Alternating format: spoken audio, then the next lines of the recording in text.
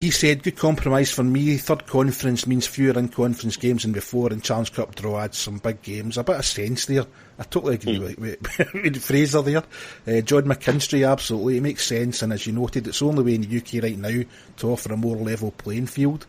He's talking about, I was obviously talking about salary caps and stuff like that, and how the conference system's the only kind of facility, the only thing we can use to kind of maybe try and even up a wee bit.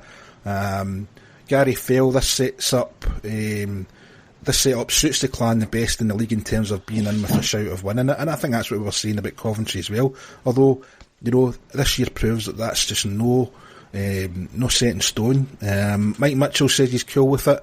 More cross-conference games, more variety, hell of a cup football.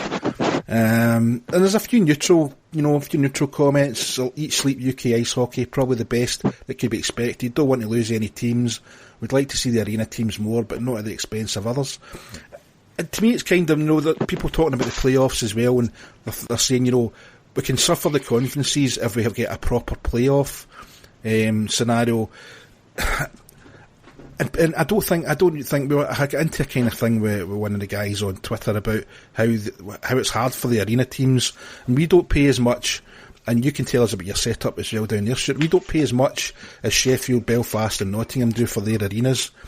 They would have to book their arenas in advance, and if you're playing a best of three even and you don't need the third game, I don't think the arenas are going to say, it's alright, don't worry about it, we don't need the money.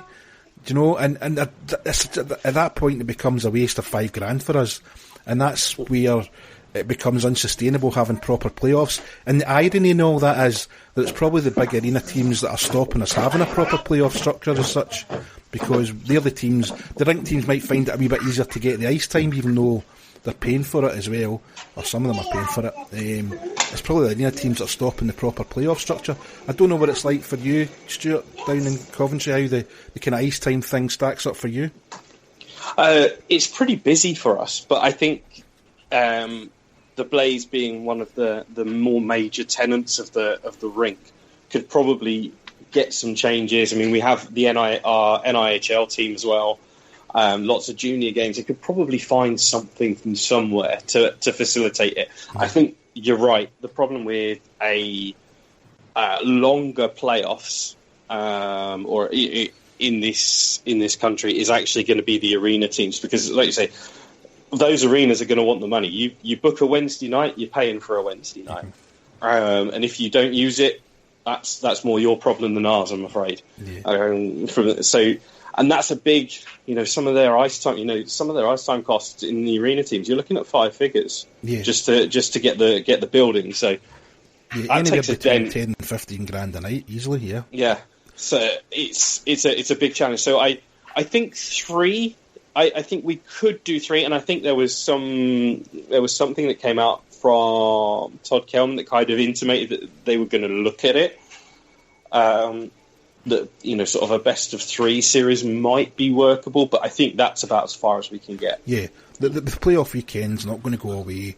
I mean, no, because that's the money, that's the cash cow at the moment. And the good thing about the playoff weekend, Jennifer, we saw it with Coventry a couple of years ago. If you can get down there, in a one-off game, you just never know. You don't. I mean, Dundee pushed Cardiff quite close in their semi-final. And then again, okay, it was an amazing game. Yeah. It was an absolutely phenomenal game, and I'm just gutted that Dundee ran out of steam. Yeah, and as you were right talking about the 4 lines and the 3 lines, that again is where the money comes into it, and as Stuart was saying, you can see the money on the ice. That's a perfect example that you brought up earlier on of that. But, the playoff final weekend I think is a good thing, although, the panacea still is the league. But, I don't know. I can see the point. Neil Routledge, they were talking about the seedings, and he was saying shocked if the playoffs isn't top 2 in each conference along with the 2 highest placed in the league to make sure the 4 big boys get in. I think, they've already explained it's going to be the top 8 really, and I would, there's no way that the big 4 aren't going to get in into that top 4, but I think the way the conference is now with Coventry and Braehead and Fife possibly and Guildford even, they've got the chance to get in to mix up that top 4. So it's not necessarily going to be, the big arena team, Stuart, versus the other 4 teams that managed to get in at the bottom, 5, 6, 7, 8. if we can get in and mix it about, then you could have the situation that we had this year, where Sheffield are playing Nottingham just as easily next year, and one knocking the other out.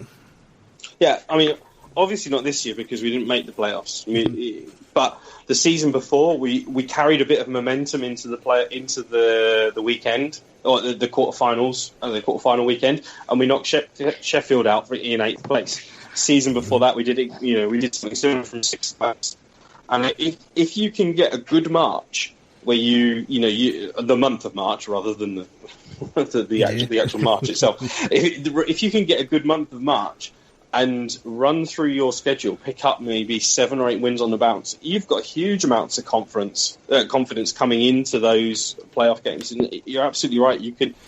Any team can take it at that point. And we've seen any team in this league can win. First to 10, there's a much stronger depth in this league last year than perhaps we've seen in previous years. And I think that's going to continue now 1 through 12.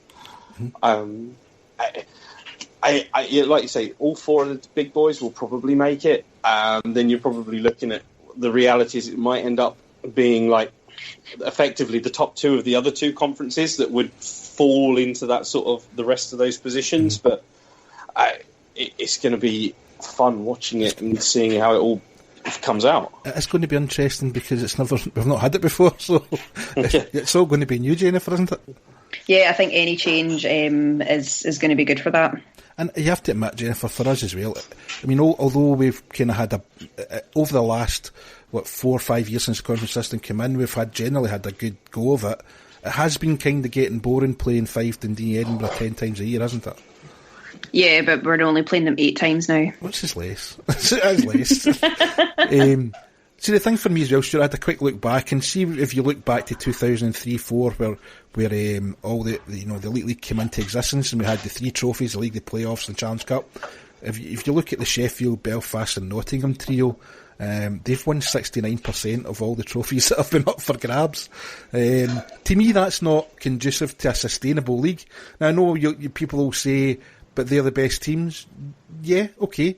But that's why I prefer the kind of North American system where there's a bit more of a level playing field. And if you went to North America, you wouldn't be able to find that level of percentage. And I have to say, Coventry, are up there as well. They're probably responsible for another 20% after that when they had their golden spell. So I just want to see. I don't want to see it going down the football route. And even in England, Leicester were a kind of anomaly last year. And I'm not a big expert in English football. I don't know if you are. You can correct me if I'm wrong. But there's probably realistically 4 or 5 teams out of 20 every year that could probably win the Premier League, is there not? Yes, but you can look at the Premier League last year and nobody gave Leicester City a shot. And they pulled it together and did it. I think if you look year on year back, I mean, yes, ultimately it's been one of, there's only been 5 league winners. Yeah. It's been one of the, up until this year, Earhart Conference teams that has won the league. But if you look at the 2 teams that are like first and second every year, it hasn't been consistent. Mm-hmm. It's not been like Sheffield and Coventry, Sheffield and Belfast, Cardiff. Most years. I mean, if you go back even to when you said at the start of the year, 2005, 2006, it was Belfast and Newcastle were the top 2 teams. Yeah. Newcastle won the playoffs that year, didn't they? Newcastle won the playoffs. One of the best performances from centre from Sean Johnson I've ever seen. Played Theo Fleury off the ice.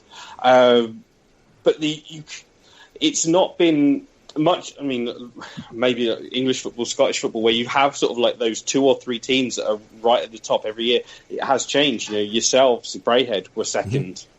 Mm-hmm. A couple of years back. So there has been changes to keep it feeling fresh, even if the ultimate winner is actually still the same team.